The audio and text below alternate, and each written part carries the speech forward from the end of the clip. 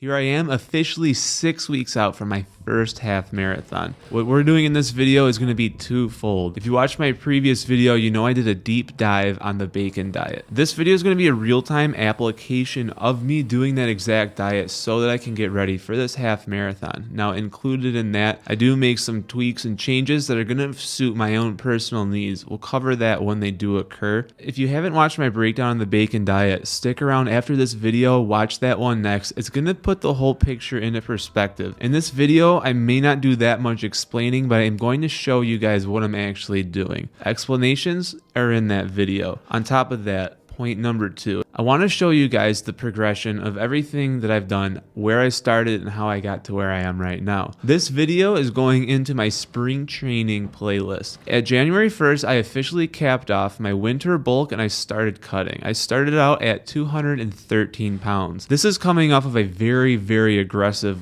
winter bulk that only lasted about 12 weeks. I went from 170 up to 213. The reason for this being is that prior to that, I had spent about 18 months competing in men's physique natural bodybuilding shows. An unfortunate reality is that I did lose a lot of muscle in that 18 months by being so lean for so long. So I really wanted to bulk back up, recover some of my losses before getting lean again. 170 to 213, I think I overdid it, and that's not a big deal because I really want to show you guys just how effective the bacon diet is. Because I knew that I had the bacon diet in my back pocket and I knew I was going to eventually use that playbook, I started out by having a little bit of fun with things. I was eating things that were totally crazy, like Spam out of the can, going a whole week on nothing but ground beef. I even did vegan for a week just to show people that these things are possible. Now that I'm getting ready for this half marathon, it's going to get serious and strict. I'm following my bacon diet all the way through. So as part of the spring training series, what I like to do at the beginning of every video is I get my starting measurements so that we can track not only my progress through the week, but it shows a timeline of events so that you can see how I'm progressing. At the time of this video, I'm about 198 pounds. The goal is to get down to 180. So here I am. Let's go over here, check out my starting weight. As you can see, I'm weighing about 198, and I'm going to go through a completely unflexed rotation of my physique in unflattering lighting so that you guys see the real picture. This is what I really look like first thing in the morning, hair unkept, everything. We're leaving no secrets on the table here. Once I'm done with the rotations, I'm going to use the tape measure to figure out what my waist circumference is. As I continue leaning down, there's not going to be that much coming off the waist, so I'm also starting to measure my quads. The legs store a lot more fat than people realize, and as you lean down, it's usually actually the last place to go. So we'll get these measurements, I'll throw them up on the screen, and then we'll have our data set. From here, let me take you guys to the kitchen, and we're going to actually break down the diet. Welcome to the kitchen. We're going to do a little fridge tour. I'm going to show you the exact diet. By the way, this is the kitchen. Kind of a tightly cramped space. Been having fun with it. The camera angles can get a little crazy. Let's figure out how we're going to get ourselves into this refrigerator. All right, if my mother saw how long the refrigerator's been open, she would have a fit. Let's go in and figure this thing out. Up top, you can see that's the bacon. I get the blue label bacon from Costco. It does help that it's cheaper for some reason and it has more sodium. The red label is going to be low salt. Not a big deal one way or another. I'm going to take the cheaper one. I'm getting so much salt that doesn't really matter. If you watch my bacon diet breakdown video, you'll know how I feel about salt. I've already got a little bit of bacon in here. We've got that Greek yogurt. We've got our sauerkraut. And then we got that cottage cheese. Aside from that, I've got this bacon grease. If you do this diet, what you're going to find out... Here, let me get this thing closed. You're letting out all the cold air, man. What you're going to find out is you're going to have so much bacon grease that you really don't know what to do with all of it. I've stored about 2 full jars. I don't really think I need it because I have so much bacon, I just replaced it anyways. These days, it mostly just ends up in the trash. Never put bacon grease down the sink. Please do not ever do that. If you don't know the reason why, bacon grease at room temperature, it's going to harden. It's not going to get like super hard, but it's going to be like the texture of chapstick. You do not want that in your sink, especially the quantities that we're going to be dumping down there. So the bacon grease has got to go in the trash right over there or in your belly.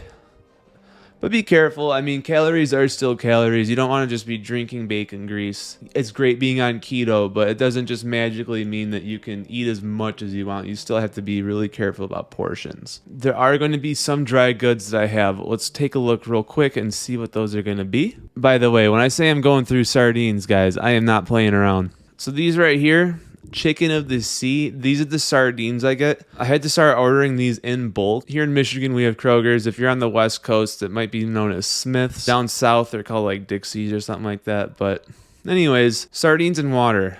The reason I don't get the ones in oil from Costco, I want the omega-3s, I want the EPH oils. We'll get into those in a different video, but the basics is I'm not eating sardines for olive oil, I'm eating sardines for fish oil. So I really avoid the oil ones. I get the waters. Kroger usually only has one sleeve of these. I felt bad clearing the store out, plus one time I went back the next day to get more and they were sold out still, so now I get them shipped to my house from Amazon. By the way, now that I'm growing as a channel, I've become an Amazon affiliate. I'm going to put a link to that in the description if you guys want it. You can always just go to the store and get them. Totally cool by me, up to you. Beyond that, I've got some of these sausages. The reason I had to go out and get these, I'm in my busy season at work. I'm there maybe from like 8 to 6 every day right now. That's just the way life is. Sometimes work is slow, sometimes work is fast. I usually work out in the mornings, weights in the morning and cardio at night, but right now that's not happening, so I'm having to combo up weights and cardio in the same session at night. It's not ideal, but I'm making it work. On top of that, as soon as I get home, I've got to let this little guy out immediately, and I got to make sure he has his exercise even before I have my exercise. By the time I get home at night, it may very well be 9 or 10 p.m. I'll have 7 or 8 of these and then go to bed. As far as meal prepping goes, right here I've got the roasting pot. I usually make the bacon in here maybe Monday night. I put it into this container.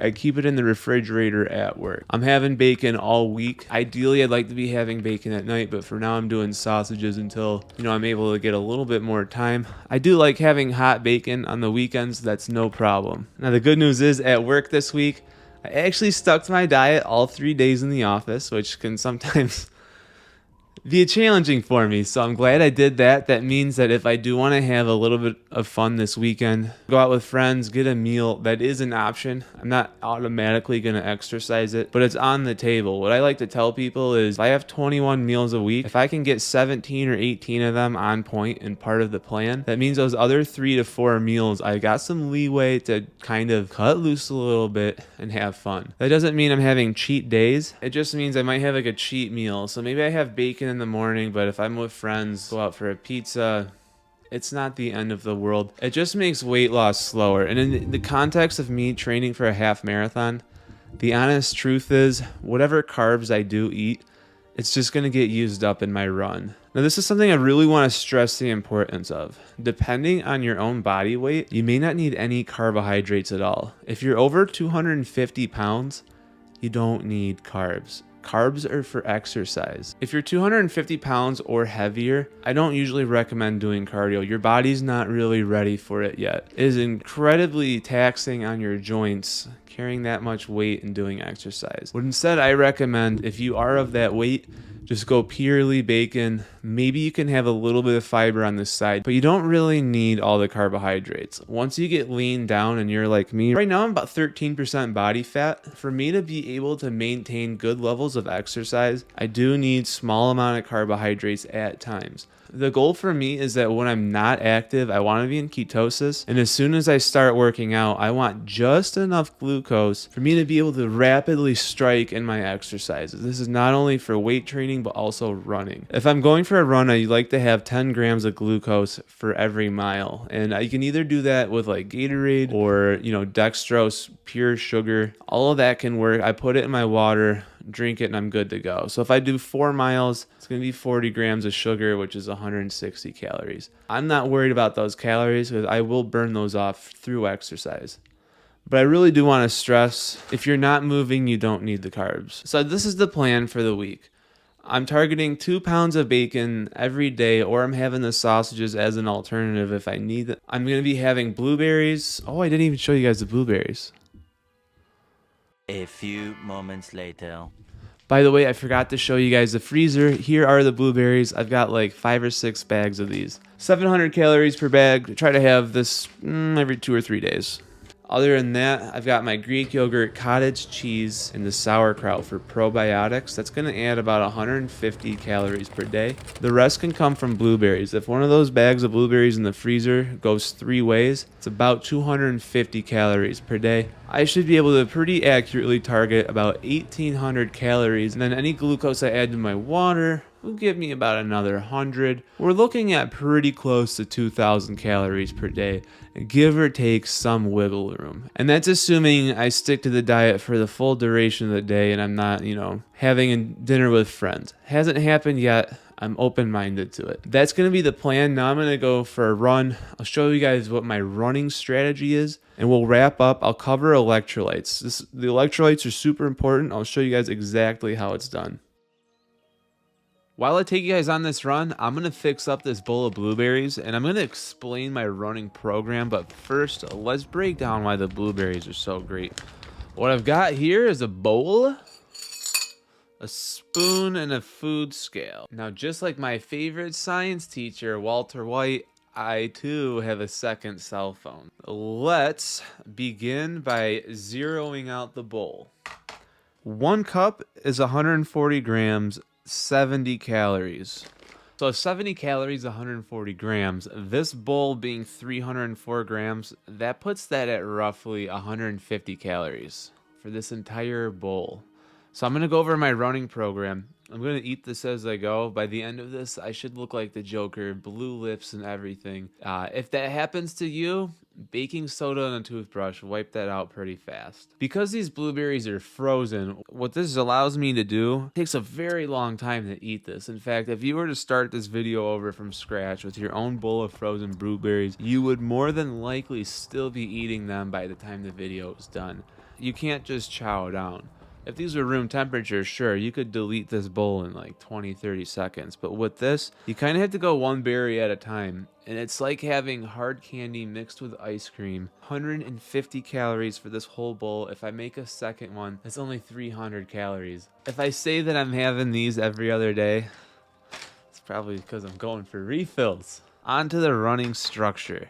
I've been running for about maybe 40 to 45 days now. When I very first started, because I hadn't ran since the turkey trot, which is Thanksgiving, my pace in the beginning was about 11:30, and it was really all I could do to get to 3 miles. By the end of that, I'd be pretty winded. I stayed with it, and every week, things would get incrementally better.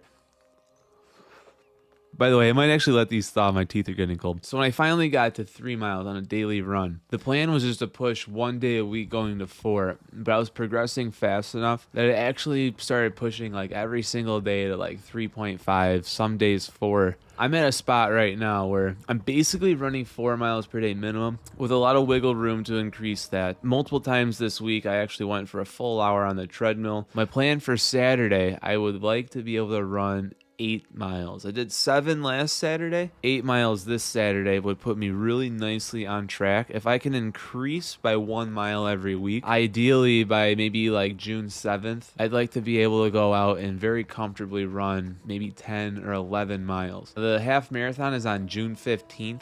It's not that big of a deal to me to practice a full 13 miles. If I can do 11, I know I can get those extra 2. When you're at these types of events, like even with the turkey trot, for example, being around other people gives you way more energy than you normally have. There's something to it. People are clapping and like watching you. If I'm able to run 11 miles uninterrupted and preferably around like a 10 to like a 10-15 mile pace, that to me is a really good sign that I'm definitely ready for the half marathon. This being the first one, I'm not really going too crazy with the times. I just want to finish it.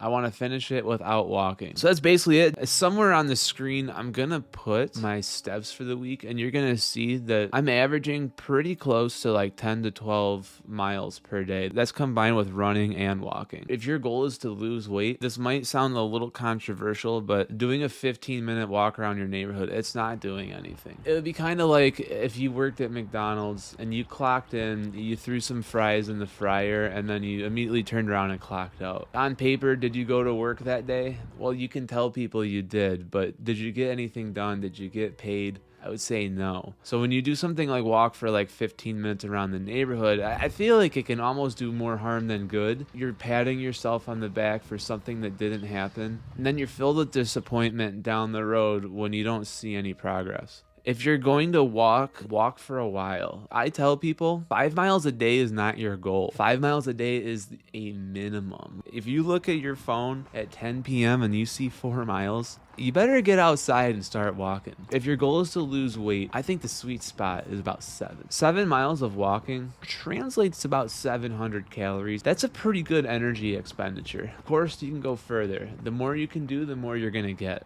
But this whole like walk for 15 minutes, that's like the feel-good advice you see on like Instagram accounts, but those guys that are ripped, they didn't get a physique walking 15 minutes around their neighborhood. I know from experience. All right, with that, guys, I got this Final Fantasy VII game. I got to get that platinum trophy on. Next up, we're going to cover how to make your own electrolytes at home and save a crazy amount of money. This is going to be my favorite part of the video. You're not going to want to miss it. It's Saturday. I'm about to go for my 8-mile run. Before I do that, I want to show you guys how to make the electrolytes. So right here, I've got a liter of water, and I've got not just one, but I've got 2 of these Fijis. Whoa, buddy. I like to go with Fiji or Evian when I'm being very strict with my waters. It's a little bit expensive, so I don't expect everybody to do it that way. But the reason why, these do have a better pH balance, which means that you're not going to urinate as much. Very important, especially when doing a long run. You do want to be hydrated, and you don't want to be letting go of your liquids. Let's start out by pouring in the water.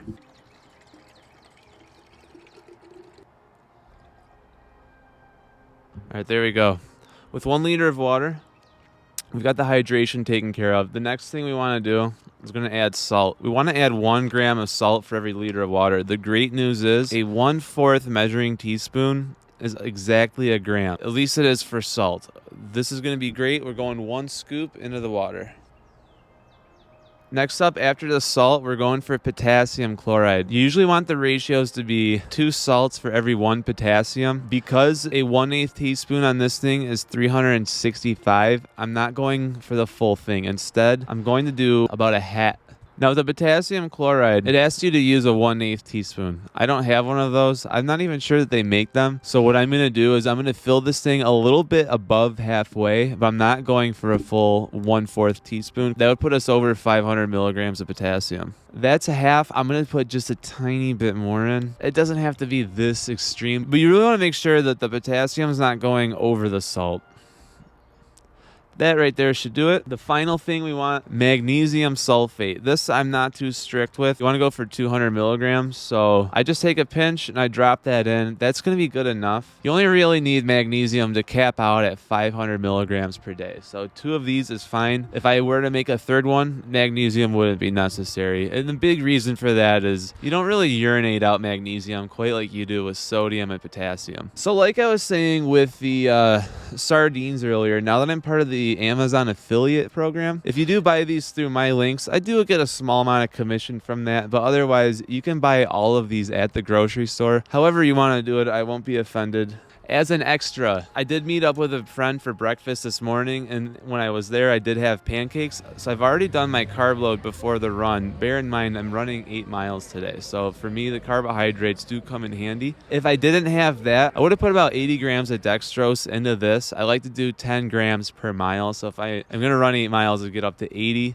That would normally get me through the run, but because I had pancakes, that's not going to be necessary. Poured in everything that I want to have, and I'll just shake this up, and I'm good to go. Now, as an extra, you could always put a little bit of lemon juice in this. That's going to do 2 things. One, it is going to make it taste a little bit better so that if you're kind of put off by the salty taste, at least at first, a little bit of lemon juice can just blunt that taste enough for it to be tolerable. And 2, it's actually really good for your kidneys. The citric acid will break up any sediment in the kidneys, and that sediment is what leads to kidney stones. So just putting a little bit of lemon juice in your water is going to make sure that you probably probably will never have a kidney stone for your entire life. I've never had one, and I've been doing carnivore/keto for quite a long time. I doubt I'll ever have a kidney stone. And by the way, you could do baking soda and apple cider vinegar into the water. It'll also aid with that, but if you're getting the citric acid, that's good enough. So with this, I shake it up and I'm good to go. I'm gonna drink this about halfway so that I make sure I'm properly hydrated, and then after that, I'm gonna get going for this run. It's overcast, which is great. The sun can really dry you out, so I'm kind of hoping to take advantage. This run will probably take me about an hour and a half. With a long run like this, my pace is probably gonna start out a little bit high, but end closer to 11-minute miles towards the end. So I'm gonna get going before these clouds dissipate and it becomes sunny again. See you guys at the check-in. So here we are, it's the end of the week. You'll be able to see right here, I actually weighed this morning the same that I did at the start of the week. This is why I really like taking measurements. At this stage, I'm not going to be losing too much off the waist. But like we mentioned at the very beginning of the video, the leg tends to be the last place you lose fat, and I did lose ½ an inch off my leg this week. So that's how I know I'm still making forward momentum. Weekends typically lead to water weight fluctuation. This is mostly because you're eating habits on Saturday and Sunday. Unless you work a specific schedule, it's going to be different than what you're doing Monday through Friday. So me having the same weight today as when I started the week is not a big deal to me, especially because the measurements from the tape measure show forward progress going down. As for the running went great. I did a lot of work this week. I hit that 8-mile run as planned. Next week, we're going to bump that up to 9, and we're going to follow that, hopefully getting to either 10 or 11 miles by about the first week of June. If I hit that, I'm on target and I'm happy. With that, I hope you guys enjoyed this video. What's going to be coming on immediately after this one, I'm going to break down the actual science behind the bacon diet. You're going to see the specifics of how all of the different moving parts work together. If you enjoyed this video, make sure that you're subscribed. I do offer online one-on-one coaching. If that's something that interests you, you can get a hold of me either through my Linktree link that's in the description of this video, or better yet, you can contact me through a direct message in my very own Discord group. I have a link for that as well. Even if you're not doing the coaching, this is a great way for you to get involved in the community. You can try out the bacon diet for free, and you'll have a community of people that are also doing it with you. It makes everything way better. So with that, I hope you guys enjoyed this video. I've been Andrew Fillion, and I'll see you guys next Monday. Peace.